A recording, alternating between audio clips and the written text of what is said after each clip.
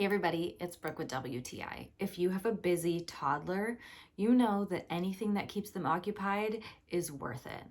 I got this Ancistro Montessori busy board because we had to go somewhere where we were trying to keep him a bit quiet and in a seat for most of the day. But now I also use it at home all the time. He loves this thing so much. It's basically what he plays with all day long. I love that it's made with non-toxic materials and it's really great quality. It's not fraying anywhere. It's not coming apart. I don't have to worry because he obviously chews on all of the pieces that something is gonna happen or he's gonna get sick.